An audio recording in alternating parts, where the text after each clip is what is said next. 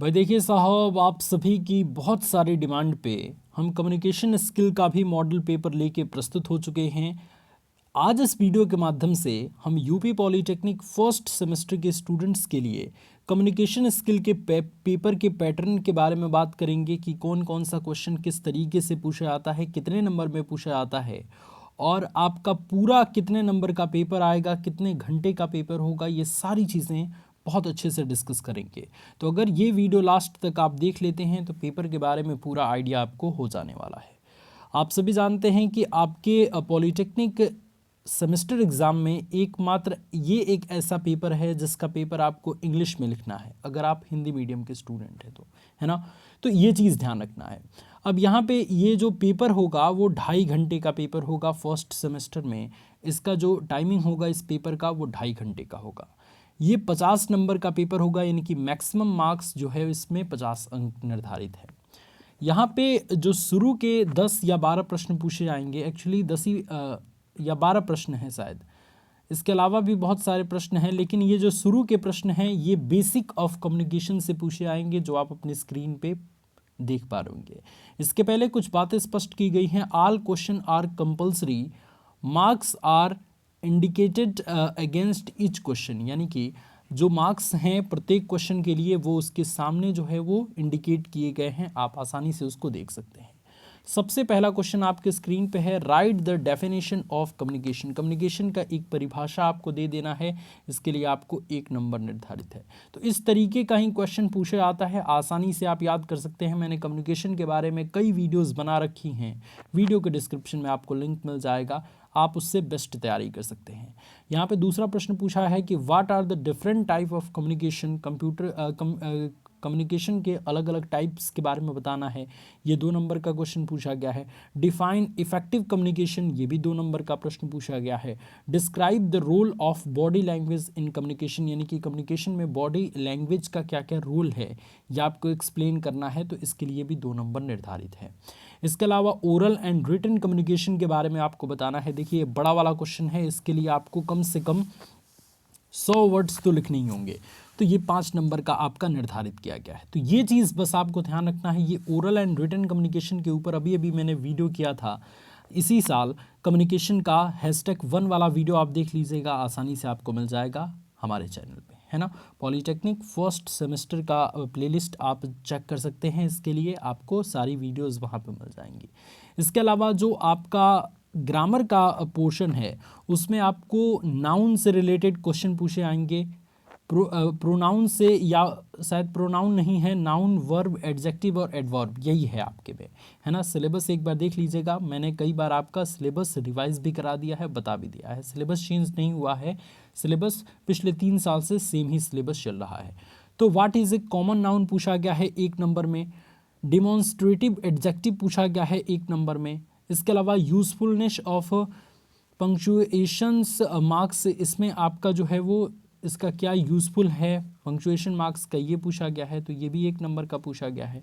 How many kinds of number are there in noun, है ना, कितने प्रकार के एक तरीके से नाउन होते हैं, ये चीज़ आपको बताना है। How many kinds of numbers are there in noun, है ना, तो ये चीज़ एक्सप्लेन करना है, 2 नंबर में पूछा गया है। इसमें आप डेफिनेशन लिख के एग्जाम्पल भी दे सकते हैं।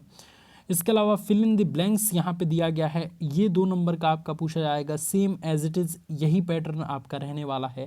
क्वेश्चन नंबर 11 अगर आप देखेंगे तो क्वेश्चन नंबर 11 3 नंबर का क्वेश्चन पूछा गया है। इसमें आपको जो है वो fill in the blanks with the correct form of verb from words given in the bracket, है ना। ये ब्रैकेट के अनुसार वर्ब का कौन सा फॉर्म यहाँ पे लगेगा, इस फिल इन द ब्लैंक्स में आपको ये बताना है। तो 3 नंबर का ये एक प्रश्न आएगा। इसके अलावा 4 नंबर का एक आपका प्रश्न आएगा जिसमें आपको पैसिव वॉइस में कन्वर्ट करना है या इनडायरेक्ट स्पीच में कन्वर्ट करना है, तो ये चीज़ आप देख लीजिएगा। 4 प्रश्न पूछे आएंगे, प्रत्येक प्रश्न 1 नंबर के रहेंगे, यही पैटर्न आपका रहने वाला है। इसके अलावा 13वां क्वेश्चन जो है वो आपको पंक्चुएट करना है इन सेंटेंसेस को, यानी कि इसमें आप किस तरीके से पंक्चुएट इसको कर सकते हैं वैसे आपको करना है। 2 नंबर इसके लिए भी, पंक्चुएशन के लिए भी निर्धारित किया गया है। इसके अलावा अगला जो है वो काफ़ी ज़्यादा आपको नंबर देगा। इसमें क्या है स्टूडेंट्स कि एक आपको पैसेज दे दिया जाएगा, इस पैसेज को आपको केयरफुली पढ़ना है और इसी पैसेज के अंतर्गत जितने भी इंपॉर्टेंट क्वेश्चंस बनते हैं वहाँ नीचे पूछे आएंगे। लगभग 3 प्रश्न यहाँ पे पूछे गए हैं और तीनों के लिए 2-2 अंक प्रत्येक के लिए निर्धारित किए गए हैं, तो 6 नंबर तो यहीं से आपको मिल जाएगा। इसके अलावा 2 क्वेश्चन और पूछे गए हैं, 3-2-5 क्वेश्चन पूछे गए हैं और जिसके लिए आपको 8 नंबर निर्धारित है, 2 अंक यहाँ से और 6 अंक यहाँ से।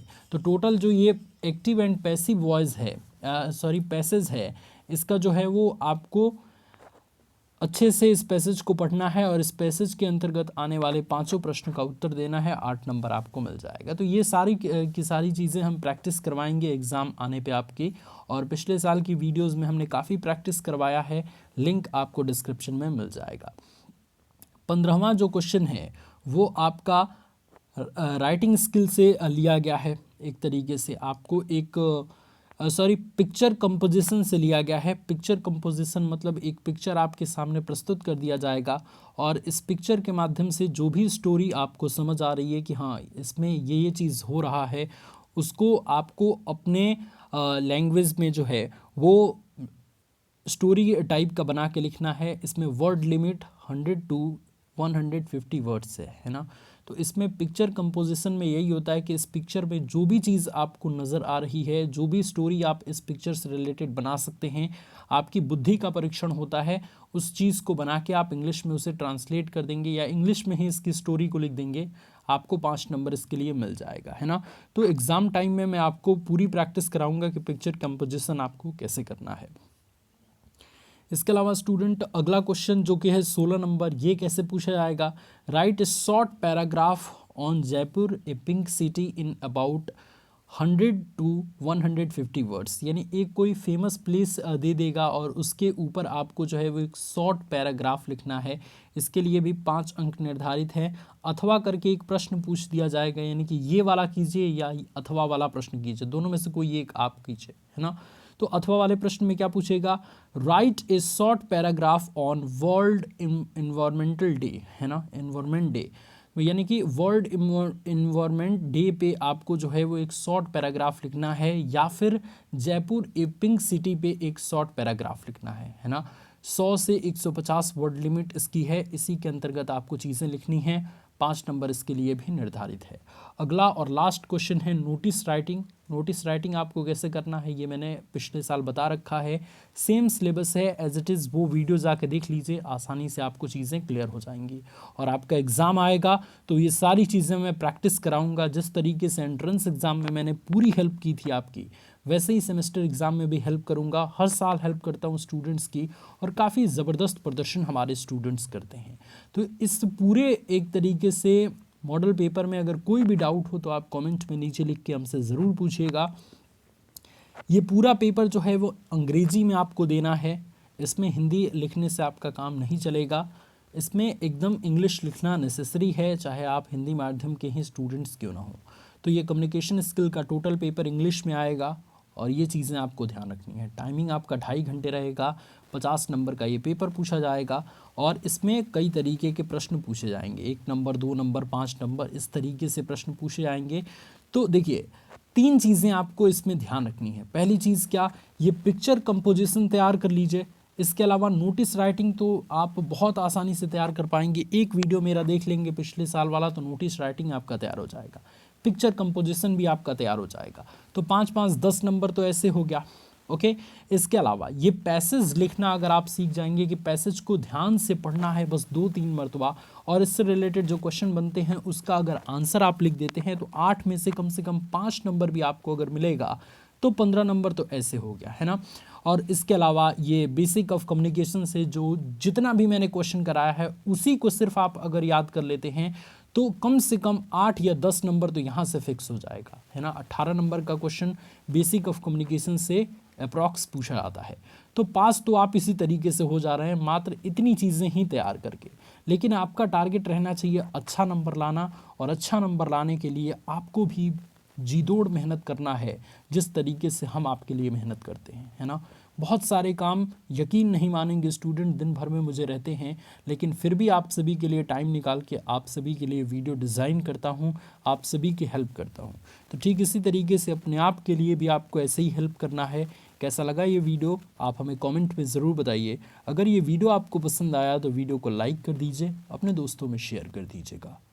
इस वीडियो के बारे में प्यारी सी बात हमें कमेंट में ज़रूर लिख के बताइए। God bless you all students, love you all, take care.